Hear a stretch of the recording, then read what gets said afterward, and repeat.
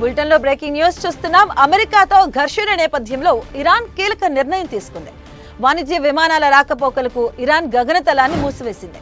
దీంతో అప్రమత్తమైన భారత విమానయాన సంస్థలు తమ ప్రయాణికులకు అడ్వైజరీ జారీ చేశాయి. ఉద్రిక్తతల దృష్ట్యా కొన్ని విమానాలను దారి మళ్లిస్తున్నామని, మరికొన్ని సర్వీసెస్ ను రద్దు చేయాల్సి వచ్చిందని స్పష్టం చేశాయి.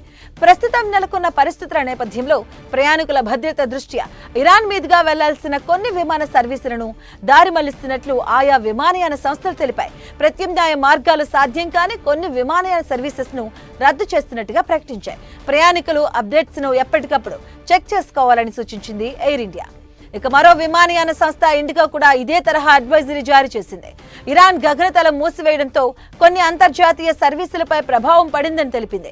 పరిస్థితులను ఎప్పటికప్పుడు సమీక్షిస్తున్నామని, ప్రత్యామ్నాయ మార్గాల్లో సర్వీసులు నడుపుతున్నామని వెల్లడించింది.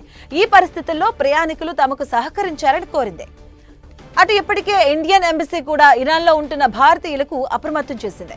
ఇరాన్లోని భారతీయులంతా అందుబాటులో ఉన్న రవాణా మార్గాల ద్వారా దేశాన్ని వీడాలని సూచించింది. భారతీయులు ఎవరూ ఇరాన్కు వెళ్లవద్దని పేర్కొంది.